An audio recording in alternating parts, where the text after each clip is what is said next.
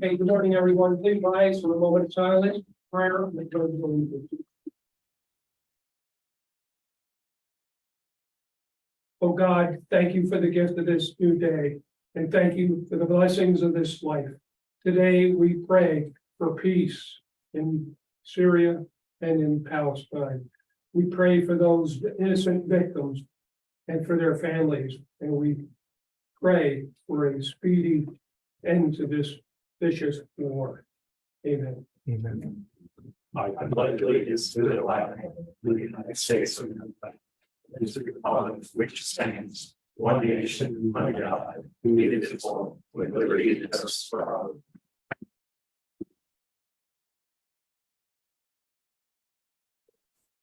These proceedings are being recorded for the sole purpose of preparing accurate minutes. Recordings are overwritten following approval of the minutes, eliminating all unofficial records of these proceedings. The first item is the approval of the minutes of the previous meeting held October 12th, 2023. Motion approved. Second. Mr. Honor? Yes. Mr. Lukasevich? Yes. Mr. Hill. Show me as not voting since I was absent. Okay. Are there any deaths concerning county business at this time? If so, please state your name and your purpose. Hey, it's me again. Brandon Vogel, local resident, and just here to keep you guys appraised of what we've been up to on the sewage sludge front. Basically, one of our members has met with folks, the administration in Bethlehem, and talking to them about what's happening with the sludge that they're producing, where it's going, and they seem so far very receptive. They weren't aware that it was getting, exactly what was happening with it, and the risks associated with it. So we've been talking to them about possibly ending their arrangement with that whole distribution process. And also we're starting a program where 95% of local farmers don't use sewage sludge. We're trying to start a program to recognize the farmers that don't use sewage sludge, produce a series of signs and flyers and stuff like that we can provide to them for no cost that announces that they are sludge free, and recognizes them for that. I think that was about all we had for our group today. Thank you. Any other guests concerning county business? Yes, ma'am. My name is Lee Uncle, otherwise known as Dan's wife. I live in East Bend Township, and I would like to publicly thank Linda Crispin and her group for their efforts. They're brave. They're being brave and bold and trying to take steps to protect the people of Carbon County, including farmers, to protect people's drinking water and their food source. I have been reading into EPA because that's brought up a lot, and EPA is on this. They are ready to take action. And I just want to do one quick thing. This is the PFA strategic roadmap, EPA's commitments to action 2021 to 2024. And this is one of their bullets. Their key action is this: educate the public about the risk of PFAs to help the public understand what PFAs are and how they are used and how they impact their health. And that is one of their commitments to action, and I think we're going to be hearing about. So again, I applaud Linda and her group. And I would like to give them a round of applause for their efforts. Thank you. And I will make a comment about this. We understand that the company has denied having a public meeting with us. And I still stand on it. I mean, I'm a commissioner, a taxpayer, and I'm looking out for the safety for everyone. And I think one of the biggest concerns that people even bring up to me all the time is our $10 million bond that we have to preserve land. I'm looking at, are we going to preserve land that is going to be a future site that might not be of use for the county? And I think that the overwhelming amount of that people have done, and I just said it before, I mean, just because the state says it's okay, that doesn't mean it's right. And this statement, I think people commented about it in the paper.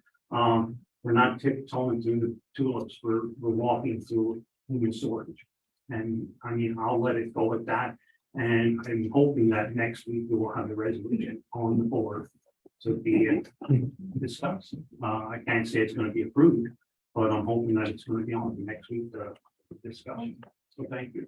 Can I say something? Yes, ma'am. Hi, Susan Fry. I live in East Penn Township also.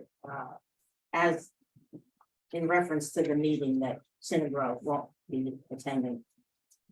When East Penn Township was originally fighting this, Synagro was there at the meetings. And I stood up and actually addressed the man. And I asked him what the 5% is that is not cleaned from the, during the cleaning process. And he just stood there and completely refused to answer me. I asked him a number of times. Finally, one of the supervisors said, he's not going to answer this. Well, no wonder they won't come over. They don't want to be amongst us, you know? Anyway. If I could, I'd like to point out something in the letter, and I don't not be that correspondence yet, we just received it. Was the reason, regrettably, our decision is a result of incidents of vandalism and harassment that our clients have experienced following previous public meetings. And that's really unfortunate and it doesn't say much for those that are pro or against it. It's just not the American way, the way things should be done. Ladies and gentlemen, we have had help. I'm up here. How many of you would like to see a landfill in your municipality? How many of you would like to see an incinerator in your municipality? You don't want it spread in the field. You have a dilemma, and I hope something happens, the EPA, et cetera, soon. And we're talking Jim Thorpe alone, over 325 or 50 tons. They just increased the agreement with the people that dispose of their sewer. 350 plus tons per year at $125 a ton. Now, you know, we met with Synagro, and it's so unfortunate they are not going to meet because of the threats in that in society. But the problem is, what do we do to it? When are we going to run out of landfills? People don't want to incinerate it. They don't want it in the field. So we have a real dilemma on what we can really do. And I think that's our biggest problem in solving, how can we solve this issue to please everyone? What is going to make this better? That is our challenge to everyone. Come up with a good, solid method of disposing of this material safely. Oh, Oh, sorry, I'm yeah. sorry. I just have a question. Isn't this sludge coming from Bethlehem and Northampton and it's not ours? Isn't this their problem? It's all our problems. But isn't this, Across the world, where is the sludge coming from? Bethlehem? Northampton? where this is, Mhm. these same, well, I don't know where all the municipalities, I know Jim Thorpe owns a landfill. And I think, I'm not sure which landfill, I didn't ask that question, unfortunately. So shouldn't we be responsible for our local? Shouldn't that be our local problem? Why are we taking on theirs? That's all I have to Well, I say. agree, we have the same problem with the EPA, et cetera. And bringing fill in from New York when it's not good enough for them, when it's good enough for us. That's where I think the problem lies, DEP and EPA has to come up with something better. That's the official position of our group is that, yes, we don't necessarily want to see it, landfills, we don't necessarily want to see incinerators. However, we do need to come up with a solution. And currently the solution that's being enacted is the worst possible solution. Taking a pollutant and spreading it as far and wide as possible is much worse than putting it in one location where it is contained. And that's, so if we need to put it in a landfill, sure, it needs to go in a landfill. But taking it and giving it out for free as some sort of helpful product to people that will put it on their land is really just cost effective is what it is. And it's the most hazardous solution. I would much rather see it go into a landfill, which is still unfortunate, but all human activity has impact. We need to try to minimize that impact. And right now, what we're doing instead of minimizing the impact is minimizing the cost, the short-term financial cost. So yeah, obviously we don't want to see it in a landfill, but much better that than taken and spread as far and wide as humanly possible, which is currently what's being done. I don't want to get into this meeting. We do have other business today, so. Yes, ma'am. Hi, I'm Serena Burlow from Palmerton and also with Save Carbon County. And the main reason of our purpose of our group is to educate people about what the implications are of these decisions.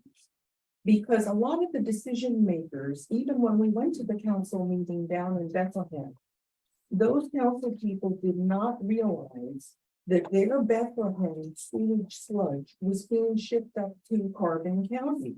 And I agreed with the person who said, we should be responsible for our own sewage sludge and not allow other municipalities to think, oh, Carbon County's a poor county. They have all those empty spaces from mining or whatever up there. They won't mind if we come and bring our toxic waste to them. Let's face it, gentlemen, our main resource in this county for the future is the beauty of and pristine nature of our environment. And we are here to encourage you to please adopt a resolution that will allow us to have control over maintaining that.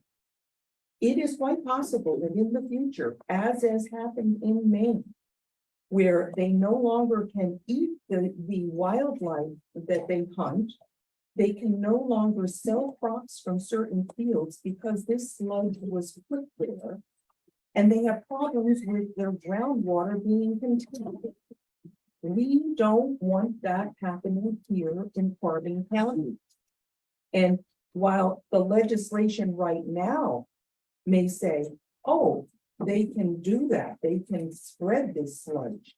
In the future, the farms that have done this may be faced with the fact that nothing grown on their land is going to be able to be sold for human or even animal consumption.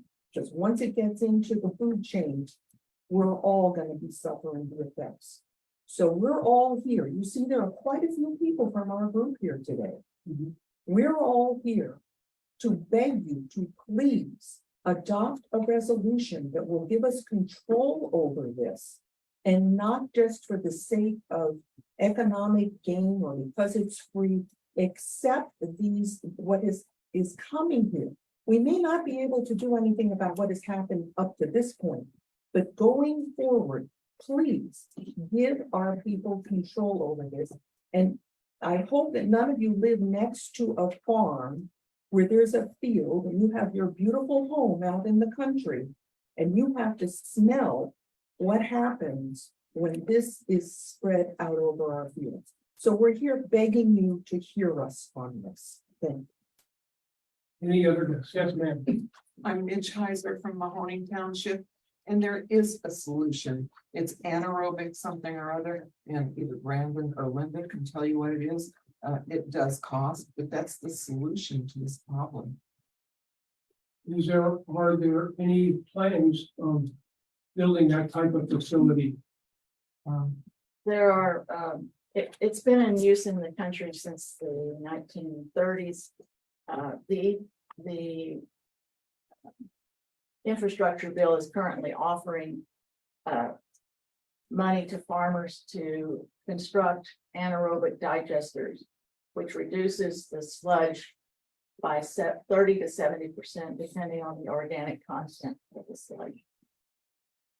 And it kills PFAS. Any other comments? Thank you for the comments.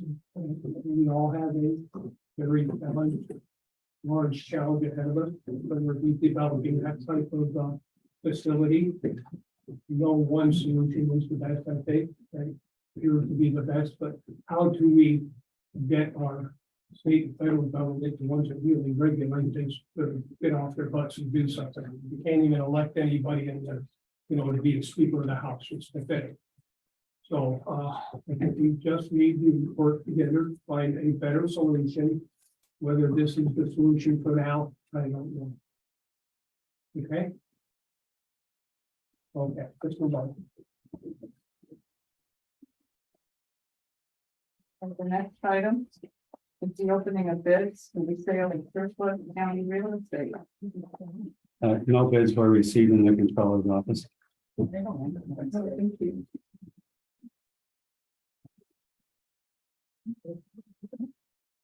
Next item is the report of executive session staff. There were none. Department report. The budget transfer, Second. Mr. Honor? Yeah. Mr. Lukasevich? Yes. Mr. Nostine? Yes. There are no supplemental appropriations. Expenditures approval of check numbers 239-191 through 239-82281 for expenditures to the general fund clearing account totaling $909,659.12. Motion to. Second. Mr. Honor? Yes. Mr. Lukasevich? Yes. Mr. Nostine? Yes.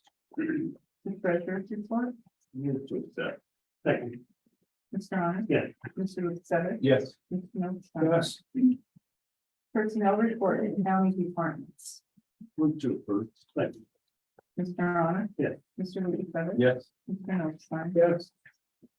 The acknowledgements, the courts and row offices. Motion acknowledged. Second. Mr. Honor? Yes. Mr. Lukasevich? Yes. Mr. Nostine? Yes. Correspondence was received as listed, copies will be made available to the press upon request. Adult probation for approval and execution. Submission of a grant application for fiscal year 2023-2024. to continue in county adult probation and parole grant, previously named as a grant in aid for improvement of adult probation services through the reimbursement of eligible salaries for professional staff. Total revenue $60,635. Motion to next two. Second. Mr. Honor? Yes. Mr. Lukasevich? Yes. Mr. Nostine? Yes. Advertising. Authorize the necessary advertisements relative to the 2024 Hardin County budget. Move to approve. Second. Mr. Honor? Yes. Mr. Lukasevich? Yes. Mr. Nostine? Yes. Children and youth for approval and execution. Fiscal year 2023-2024 purchase of service agreements with the providers as listed below as per the attached notes. Mr. Honor? Yes. Mr. Lukasevich? Yes. Mr. Nostine? Yes. The solicitor's report. Thank you. Under the animal shelter, seeking a motion to approve a reduction in the price of the adoptions from $100 to $50 at the animal shelter for the month of November for veterans. Move to approve. Second. Mr. Honor? Yes. Mr. Lukasevich? Yes. Mr. Nostine? Yes. And under the courts, seeking a motion for ratification of the acceptance of quotes from Gov Connection Incorporated in Merrimack, New Hampshire for 24/7 managed virus cyber threat detection and response through Sentinel-1 through a 1-year term at a cost of $7,697.56. Move to ratify. Thank you. Mr. Honor? Yes. Mr. Lukasevich? Yes. Mr. Nostine? Yes. Nothing further for this week. Any further business? Hearing none, commissioners report. Mr. Honor? Mr. Lukasevich? Yeah, two items. First and foremost, this past weekend, Friday, we did implement Park by Text. Had 631 individuals use the Park by Text feature, which expands our ability to swiftly move people away from the kiosk and into downtown Jim Thorpe. That Park by Text comes in addition to being able to use the kiosks themselves and of course the Flowbird app. So I want to thank Butts Ticketing and our parking and maintenance staff for getting that up and running for Foliage. And the queues at the kiosk did seem anecdotally to be a little bit shorter because of that option. That's working out. I'd also like to read into the record the letter from Sinagro where they unfortunately had to decline our request for them to participate in a public meeting. So I have to state beforehand, though, they have been very generous with the Board of Commissioners, providing us their time and insight in the meeting we held with them. And likewise, I want to thank the Borough of Jim Thorpe specifically Ed Gula, who manages the sewage treatment plant here, for the time that he's given us also to help us better understand the use of biosolids and the process that takes place really from the residential and commercial up through the municipality to the actual spreading on the field. So it says, dear Carbon County Commissioners, I'm writing on behalf of Sinagro to formally define our participation in the upcoming public meeting scheduled for October 31st concerning the beneficial reuse of biosolids. Regrettably, our decision is a result of incidents of vandalism and harassment that our clients have experienced following previous public meetings. We acknowledge the importance of open and constructive public dialogue. However, it is essential for us to prioritize the safety and well-being of our clients. The acts of vandalism that have occurred following previously public meetings have put our clients' safety at risk and have had a detrimental impact on their families' well-being. We have always been committed to fostering a peaceful and inclusive environment for productive discussions. It is with regret that we feel it necessary to decline our participation from the upcoming meeting due to these ongoing concerns. We hope that in the future, we can find a way to mitigate these security and safety issues and resume our participation in public meetings on the beneficial reuse of biosolids. Until then, we remain open to alternative methods of engagement that may help alleviate these concerns and allow for meaningful discussions. We appreciate your understanding on the matter and look forward to future opportunities for collaboration under more secure and peaceful conditions. That's all I have. I have nothing further today, and we do have a retirement board meeting. We'll adjourn the first meeting at this time, and if anyone wanted to leave before we go into our retirement board, which we do about an hour or so. Media, so you're gonna be sticking around or. Okay, any questions by the meeting? That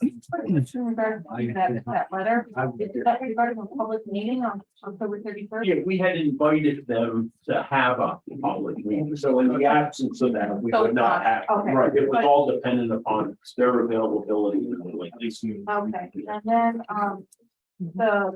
the connection, is that in regards because of the recent breach that happened? Is that why you guys are doing that? It's just upgrading our cyber protection. Yeah, two companies. Yeah, Yep. And then, the budget next week. Okay, that's all I have. Thank you. Okay. Okay. Right. Everyone ready? Ready, Bart? Yes.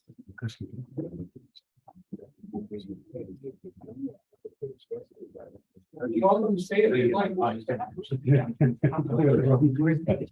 I can't send public without getting. I think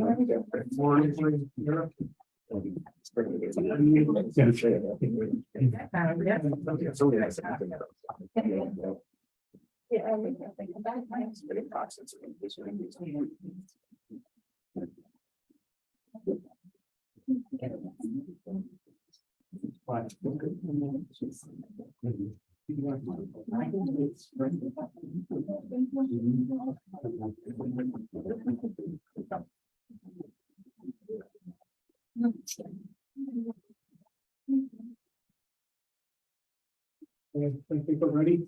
Okay, at this time, I'll call the monthly meeting of the retirement board to order. I'll turn the meeting over to the controller, Mark Zurchak. Thank you, Mr. Chairman. Good morning to everyone. First, I'll seek a motion to approve the minutes of the previous meeting held September 21st, 2023. Second.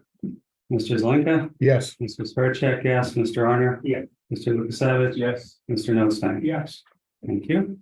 Any guests concerning retirement board business? Okay. Report of executive sessions, none were held. Next, I'll seek a motion to ratify the warrant for the following. Checks number 40984 to 40992 and direct deposit 7023598 to 7024012 for the month of September. Second. Mr. Zelinka? Yeah, yes. Mr. Zurchak, yes. Mr. Arner? Yes.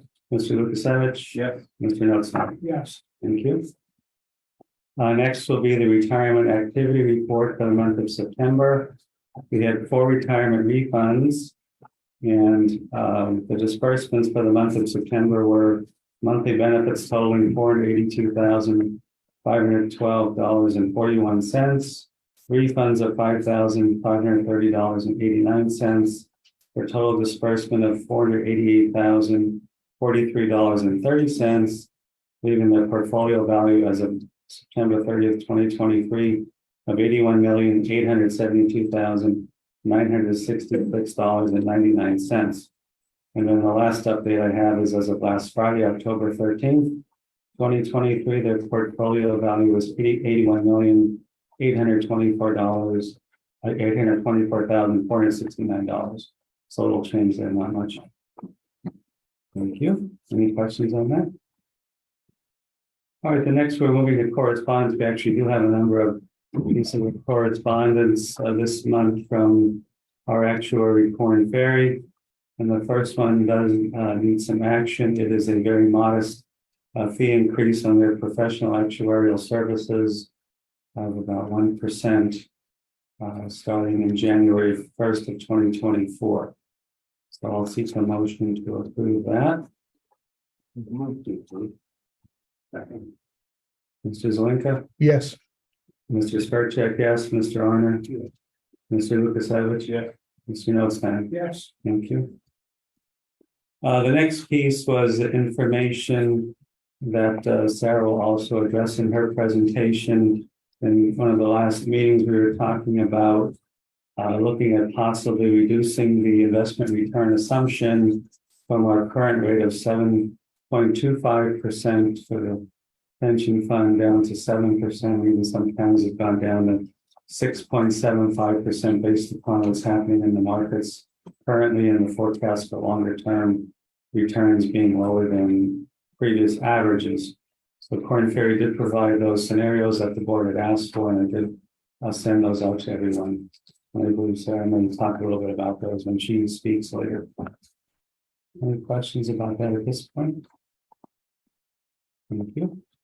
The next, we received the annual information for the cost of living information from Corn Ferry. If a cost of living was granted for the Carbon County retirees. Does anyone have any questions on that? Thank you. And then the last thing, which is obviously for the budget for 2024, the ABC, which is short for actuarial determined contribution for 2024, was also provided to the board as well to keep our pension fund fully funded for the next year. Any questions on that? We should just point out from that the estimated actuary contribution for 2024 $1,430,000. Yes, yeah, right. Thank you, Mr. Chairman. And this year it was $1,238,302. So not a huge increase, but still an increase of one. Okay. Thank you. Solicitor's report. Thank you. And next, Sarah Wilson of Marquette is joining us to review the third quarter performance. All right. Good morning. We have two things we're going to talk about, and I think that maybe what we'll do is we're going to go through the report, and then we'll come back to this, the asset allocation proposal. Remember, we did have an education on defensive equity, and that really ties into your ADC, it ties into where we think the markets are going, it ties into funding and everything else. So let's kind of talk a little bit about the quarter, but I think the quarter is really starting to be that telltale sign of where we kind of think this market is right now and where we think returns are going. So let's go to exhibit 2. So you're going to go down to exhibit 2, and you're going to go look at the US economy.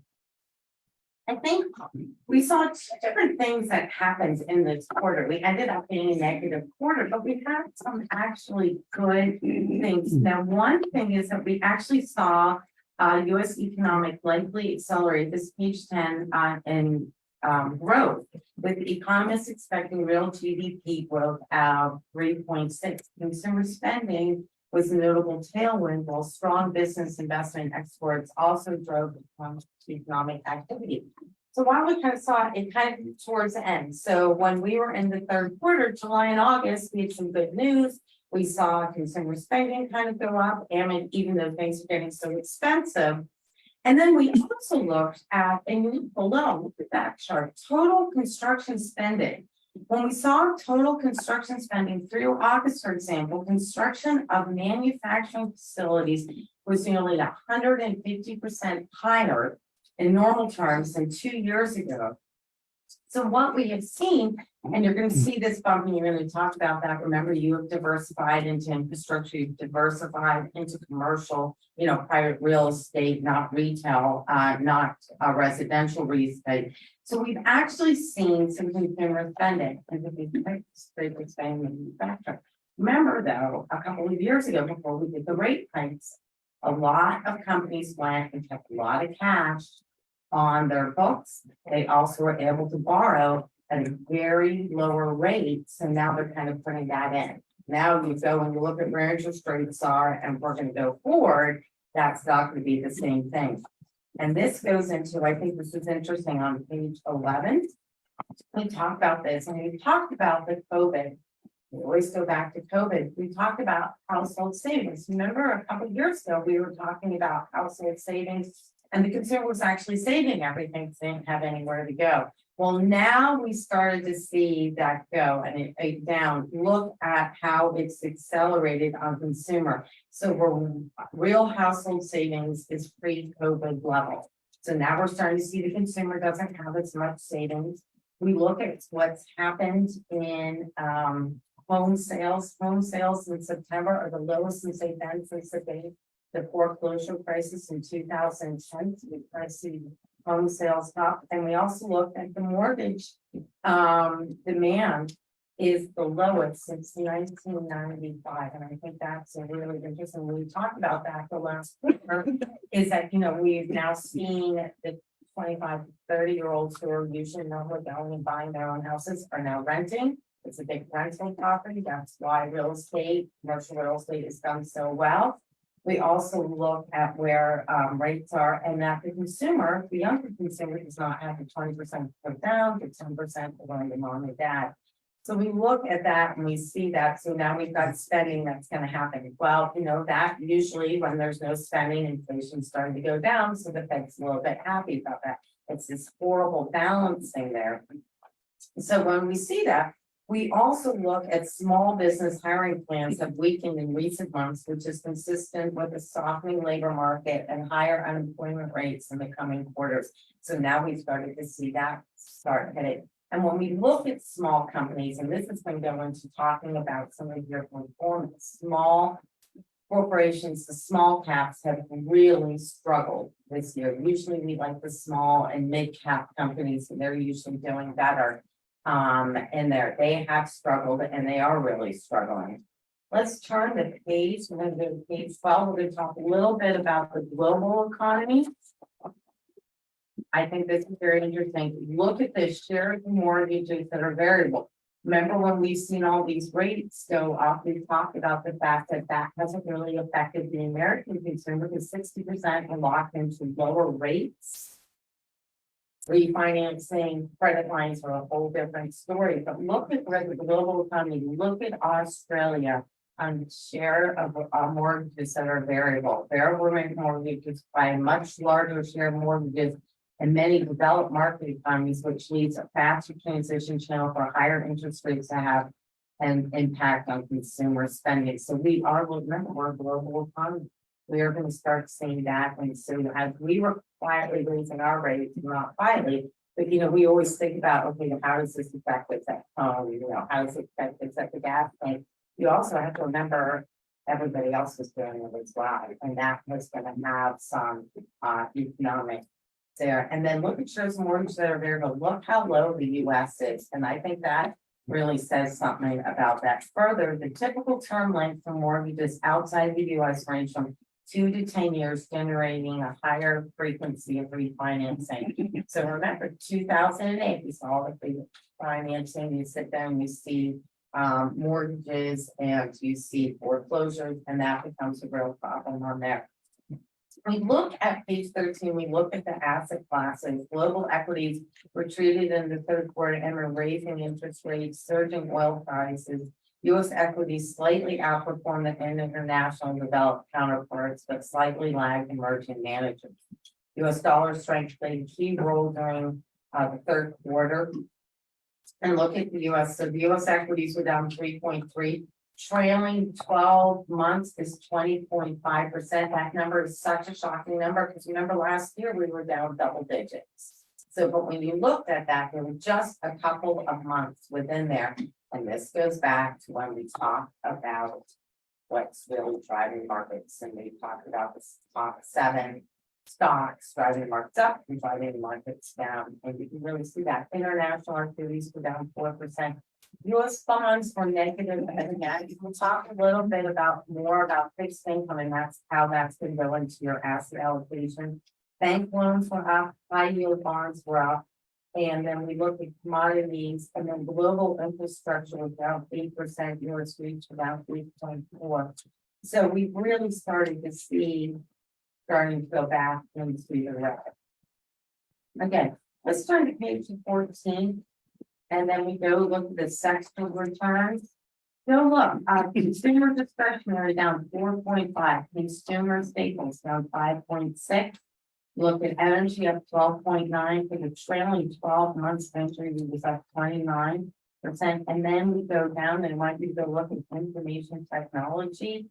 For the quarter, it's down 5.5. We know that, there's some political concerns about, chips. We've got, Taiwan, we've got China, we've got all of those.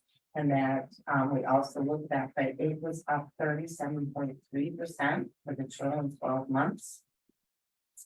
And then we talk about valuation from a style perspective, and this also talks about how it ties into your performance. Value stocks top growth stocks by 0.1 percentage points in the third quarter. Last quarter, they underperformed growth. Value benefited from the outperformance of energy and financial. Year to date, however, growth has outperformed value by nearly 22 percentage points. So you can see that. And style and other factors return were genuinely muted in the third quarter as the market downdraft was broad-based. So year to date, however, large cap and growth stocks have dramatically outperformed the broad market, with the potential impact of artificial intelligence capturing investors' attention and driving gains in those areas. What does that mean? Please take a little bit of a value tilt. We know that through the course of years, when we look at a volatile market, values point of safety net. This market's been a very different market in the last, I would say, 18 to 24 months. Growth will outperform, and when we talk about that, so we talk about 2%. But we always believe, and we're going to see in this performance, that in a down market, you want some protection there. So we look at so when we look at the average stock return after the end of the Fed rate, that's on page 15.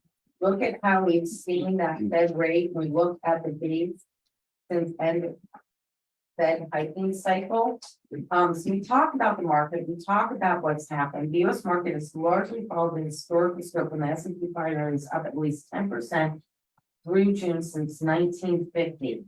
So when we talk about what's happened seasonally, we also know next year's an election year. They see the major growth of it historically is the third year of a 4-year term. The third year, we're going to see the highest market growth, and then it's going to be flat. That's not happened in the last election. It's probably not going to happen in this election cycle, because we've got a lot of things. We've got the Israel crisis, we've got the Ukraine crisis that's still going, and then if we want to turn the page, we're going to talk a little bit about the Fed.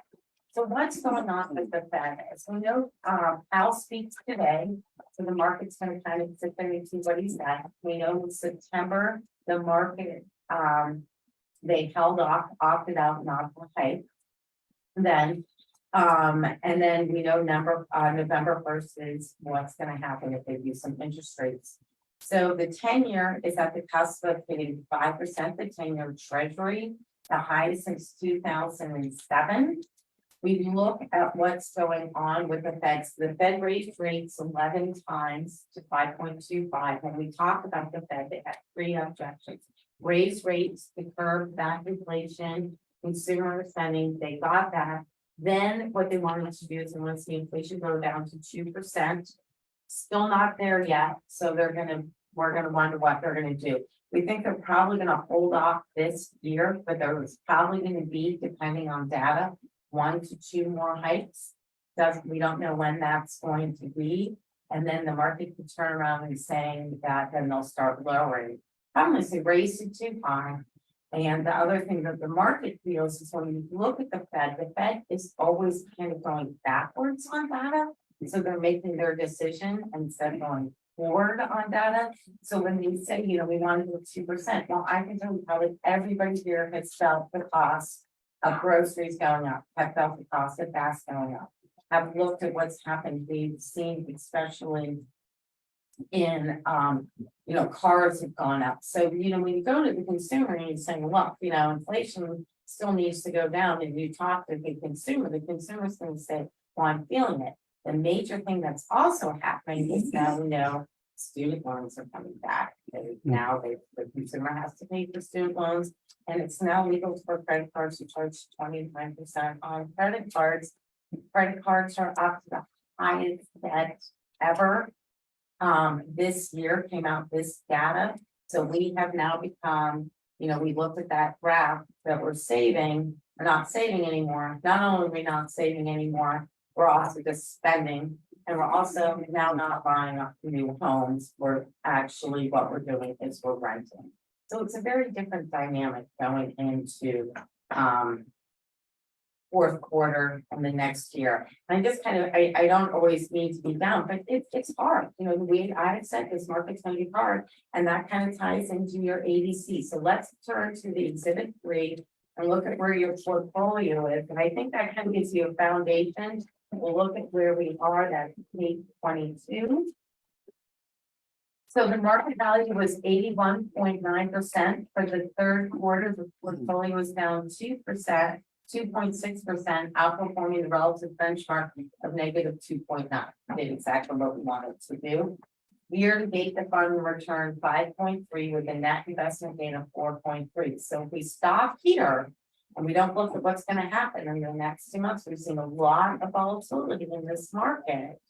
We know that you have not hit that assumed rate of return. We're at 5.3%. So if we were going to go there. For the trailing 3 years, the fund has annualized 5.3% with a benchmark of 5% with a net investment gain of 13.5. We look at outperformance by GWK, Dodge, and Cox. We talk about Artisan, Harding, Lowbird. Now, we talked about that. We'll go look at the performance kind of coming back. The manager came in. We had the whole portfolio team in last week. We met with them. They were in the office. Artisan has really struggled, but believe it or not, when we look at the performance, we say, well, they've underperformed the benchmark. They're actually in the top tier group. It is just a very hard time in that particular market for an active manager to outperform. We could sit there and say, we're going to put you in an index. We have gone round and round at the OCIO committee. We feel that they have done long-term a very, very good job. It's just the environment they're in. If at any time that we thought that, remember, we took you out of Wellington like in a day for doing a fund. So we're still comfortable with that. Looking ahead, we're going to talk about the asset allocation, defensive equity, and actual rate of return. Let's go all the way to the end of the book. And let's talk about academics. So that's going to be on page 40.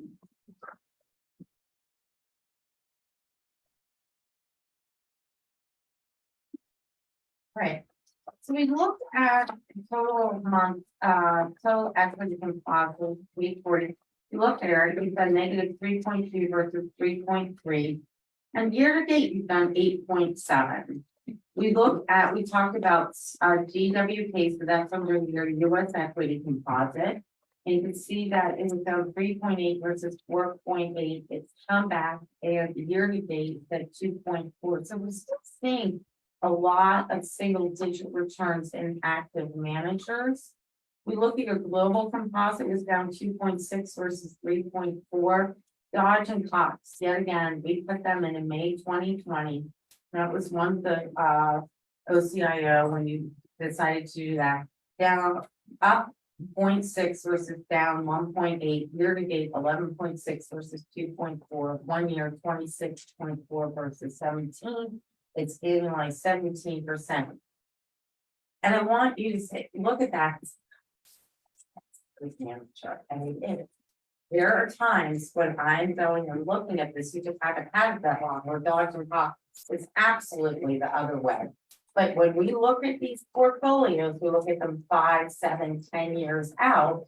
We're not looking at 1 year, quarter. So we look at Artisan, which is just pat and incredibly tough here, but it's tighter. You can see last quarter they were off at like 500 basis points of benchmark. They tightened that. They're only off 70 basis points.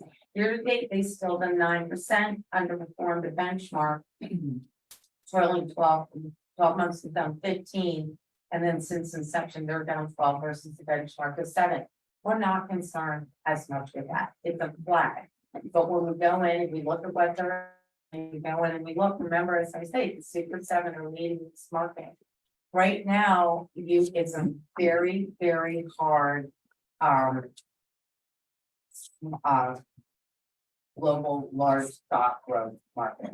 So if we don't have those 7, and that's the higher way of doing that. And we're going to delve down into their holdings out there. MFS volatility has done very well for you. They were year to date 5.1 versus 1.2. Then we go to page 41. We talk about non-US equity composite. So that's just been a really tough there. We did put you into the Fidelity Emerging Markets Index Fund in June of 2023. You were down 3.7 versus 3.5 there. Then we go look at your real estate. Morgan Stanley has done, while it's in negative territory, has done a very nice job for you. And I think what we'll do is look, it's down 0.2 versus 2.2. Year to date, real estate's down 3.7 versus our index of 8.2. But when we go to the last tab, when we look at when we put them in October of 2008, you annualized 6.4% over 4.7.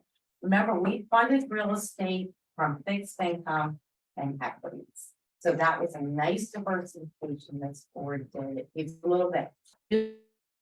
Back, we know they had to readjust, look, it's high interest rates. You know that was going to have an effect on commercial real estate. They kind of weathered the storm right now, but they still have nice dividends. And last year, they were up when everything else was down negative. So we actually redeemed and actually gone with you and deposited money from some of those earnings to help pay for all those benefits that go out there. Infrastructure with a good thing. We look at that year to date 6.1%, and you can see it's a little bit under since you put that in January. It's just the time that you went in there versus the benchmark. If you turn the page, I think this is where we want to talk a little bit about. We go look at fixed income. So we think about where we did for real estate and how that's done. Infrastructure's been positive. Fixed income is struggling right now. Year to date, fixed income is down 0.80. The market, you're down 0.80. The policy index is down 1.2. So fixed income, you have to have it. Your pension fund. We talk about that, and that leads to diversifying into other things just because it's just not going to get the return there. Fair Core Plus Fund, we actually put them in last year. They've done well for you. They're only down 2.7 versus 3.2. Are there any questions? All right. What I want to do is I want to go back in and I want to take the page to the asset allocation proposal. I think this all ties in to remember, we talked about defensive equity. We have looked at where we're looking at the returns and the proposal of it. Your currently target return is at 7.25. There's a lot of dynamics in lowering that. I can always say you need to lower it, you need to lower it. I also know that you need to, as a county, figure out how you're gonna pay for it. It's an expensive thing to do. I think that one thing that we understand, and I see this with all my county clients, is that they try and lower it, and some are able to do that.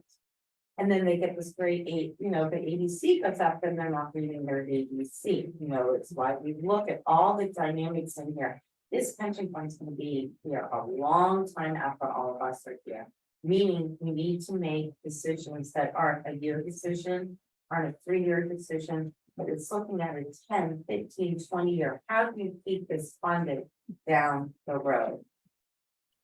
So when we look at the target return of 7.25, currently, your current asset allocation proposal. Remember, this can look very different depending on when we snap the market, but we're just looking at it now. We did this when we did that education defensive equity. Your annualized returns at 6.95, but your volatility is at 11.62. When we look at volatility, when you added a lot of these one particular scenarios, you really did take down your volatility. We look at, so how do we take out some of that volatility? It's not always about looking at exactly what the return is. I think it's very important. We also want to take out volatility in the portfolio, because when you've got double-digit downs years, remember that affects you. The actuary doesn't look at your tenure, and they do, but they're going to snapshot you every year to make sure what your ADC is going to go up or where it is, where you're funding it. So we talked about that. Remember, we did the defensive equity education. We talked about putting 5% in that. That's a risk premium, what it is, its manager is making its parametrics, which we would use, and they actually do the overlay of the options, meaning they own the S&P 500 stocks, they own the US Treasuries, and then they determine where the market's going to go by buying the options and taking that small slight risk premium.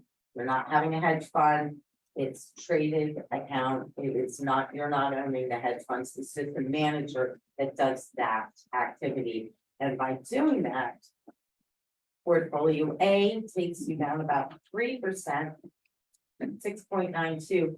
But it adjusts your volatility about 74-75%. So we're really taking some of that volatility out. Portfolio B, I think we could do this in 2 steps. We talked about that. Remember, asset allocation belongs to you. I can advise you that the asset allocation is your decision. It's what you're comfortable with. We pick the managers, we do that, but the asset allocation is for you. Portfolio B would be upping your fixed income by 5%. And that takes down the annualized 10-year return to 6.79, but takes volatility down about over 150. So those are the 2 decisions. Your other decision I know is that you have to understand where you're going to do your target. You're going to keep your target rate of return of 7.25 for next year. If that's what you're going to do. Then I would probably suggest, this is one, I would probably go to portfolio A and then revisit again the portfolio B. Whereas I would love to see fixed income safer and everything like that.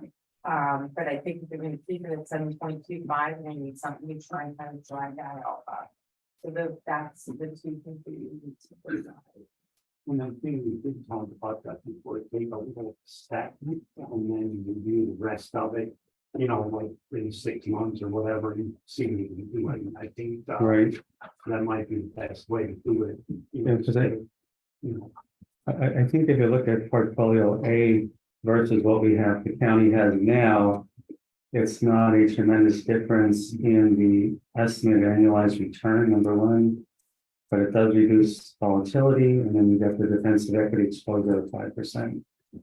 So I mean, that's, and I believe, Sarah, you had mentioned your company has recommended that to many other counties as well. You're going to look like a lot of our other counties. We just do the education. And remember that you did changed to OCIO during COVID, kind of in lockdown and education, then we had to go do all the education on infrastructure and stuff.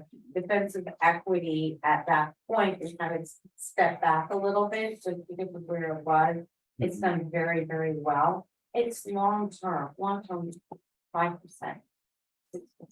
That's great, you know, in this environment. I can tell you that depending on the market, and I can tell you what I think the market's going to do. Then I'd be buying options. But I really think, and we said again, I think we're in for some really tough years. That being said, keeping it at 7.25, I just advise you, that's gonna be a lot harder to hit. I understand the other side of it, you've got to pay for that. So that's why I would say, and fixed income, we all thought, 10 years ago. 35-40% fixed income, where it used to be 50%, it's nice to say. It's not anymore. I think let's revisit this, and I would suggest revisiting this, probably at the end of next quarter. And I don't like to be market time on that. I think portfolio is going to do that. If you're going to leave it at 7.25, I think you're probably good for that. And you can always revisit the ABC. And I would urge you in the next year to two, eventually that's going to have to come down. And make plans for that. So I think in Corn Ferry's forecast, they said it would go about 300,000 more to go down to 7% even from 7.25. If we change that now, Right. but you're recommending that we start the defensive equity sooner rather than later, I believe. See, my recommend, well, it's your asset allocation. So if you were going to do it, I would say from all the education, how we felt this would probably portfolio A. With, and we would recommend putting 5% into defensive equity if the board is comfortable with that. My first question is anyone interested in getting changing the target? The 7, You haven't already said either anyone interested. What constraints are budgetary wise. Right. I know the budget's tight, right? That's the problem. My thinking would be first to look at portfolio A, adding defensive equity. Yeah. I mean, either way, whether you would lower the rate of return and tell me if I'm on Sarah, sooner rather than later, either way, it's going to affect the ADC because you're not hitting your target, or you lowered it to hit the target. So either way, right? Here's what's gonna happen. I can say the longer you put off lowering the ADC, it's gonna cost you more down the road. I understand, are trying to meet that. I think the sooner you lower that ADC, the better, but I've said that every year. So, and I understand the dynamic of, next year, if you come up with another down year off of last year, you've had some nice returns the year before, and you've done well. You come off of another down year or a flat year, you don't hit that 7.25 in 2 years, and then we go and look at what's gonna happen next year. Eventually, your ADC is gonna get, your required contribution is gonna get out of control. How do you think the more that escalates in the market? Or, I remember being here last week. Remember you on that meeting? It's so going on, never even possible.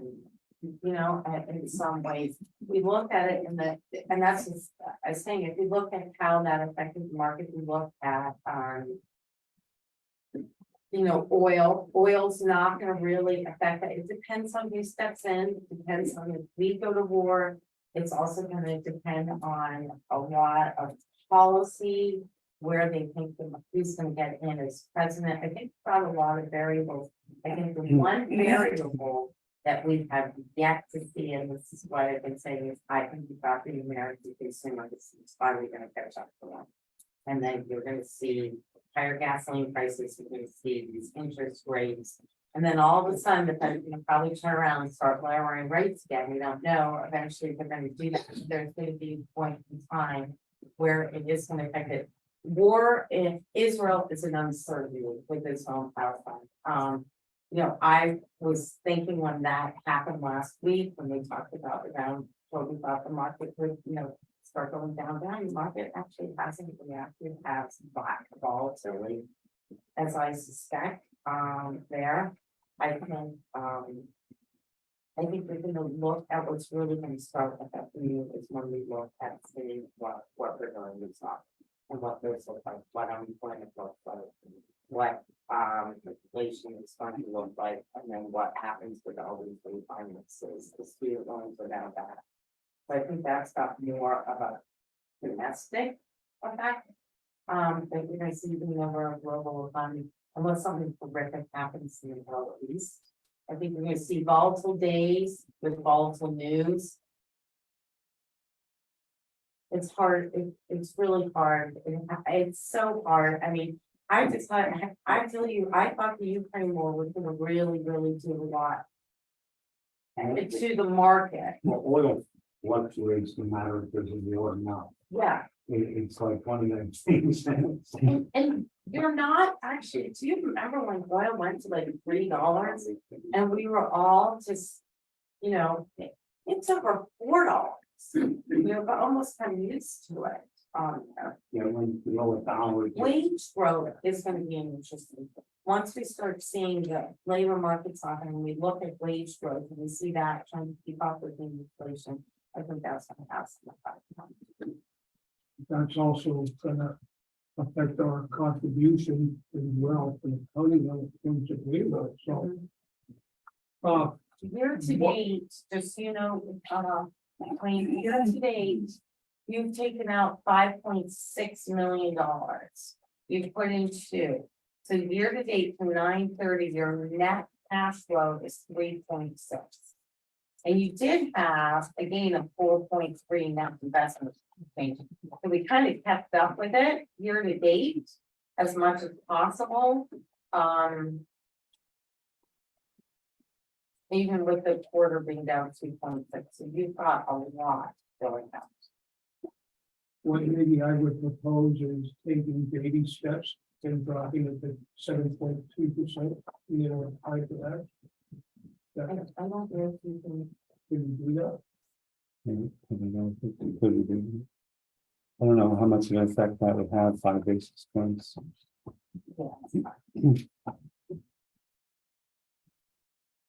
Well, so we think about that then until next month, we think you see, then we are getting. So you know We what, have to quarter percent, so. you usually go for the percentage, so you can drop your agency at any time. There's that, we can talk about it next, You mean your rate of return? you're ready with Yeah. that, right? I can do that, it's just preparing for next year, it always comes up this year because it's budgets. So, we kind of, the actuary says, let's look at it. I would suggest.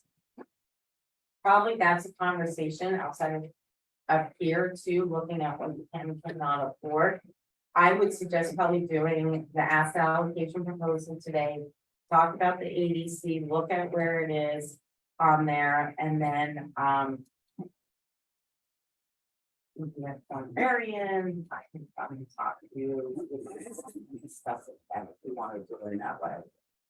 I mean, we know, right, I mean, we know now what the financial impact is if we did, it's about 300,000, so, yeah. Right. So do I need to amend the agenda, Mr. Solicitor, to make a motion on something that wasn't on the agenda? Yeah, okay. I'll make the motion. Make the motion, and then, Okay, I'll second it. Right. Oh, no. Good question. I'm sorry, any questions? Mr. Zelinka, Yes. Mr. Sparchak, yes, Mr. Arner, Mr. Lukasevich, No, it's not that the meaning is, decision. Mr. Notstein.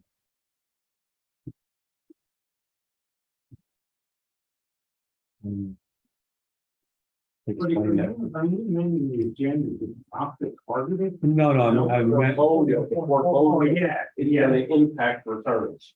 It is going to impact returns. It's not $100, it's not $200, it's not a couple thousand, it could be tens of thousands. That is not a de minimis action. Right? And so actually modifying that agenda for that motion, I would say violates the restrictions we're under when it comes to what modifications can be made. I think it's important. I Right. don't think it's appropriate to make it at this time. You know, but again, I'll defer to the solicitor if he defines the potential impact of this is de minimis or not. Well, I mean, that's not a great statement. I mean, obviously. It's only, with that being said, I will withdraw my motion. Yeah. Okay. Yeah. Emily, you shouldn't have wrote that this morning. It was hard. That was your. So next month, Yeah, okay. Put it on for next month. yeah, yeah. Okay, Okay. for the asset allocation changes. Yes. Right, okay. All right, thank you. Are we comfortable with the asset allocation changes? Do you want to learn more about it, or do you, is it more? I'm comfortable. I think portfolio A looks good. Okay, Yeah. so it's more of the agenda and everything else, it's not this, because I was gonna say I could do something more education or whatever. No, I think even, I mean, and I'm just going back to the lesson you gave, because I mean, I just got the feeling from everybody that portfolio A would be the way for other people. Yeah, I think that's a reasonable change. Yeah, Okay. Okay. good. okay. Well, put it on for next month. And, Right, you know, I know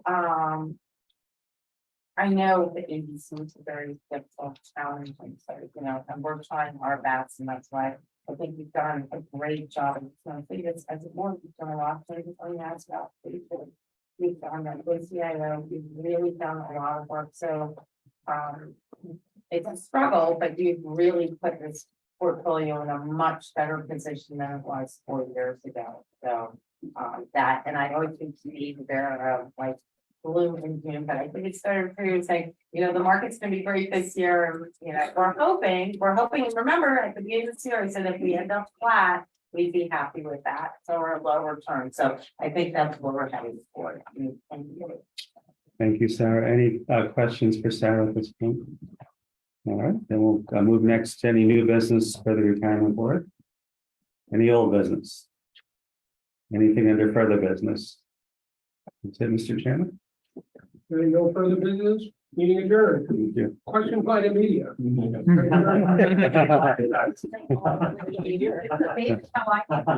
They're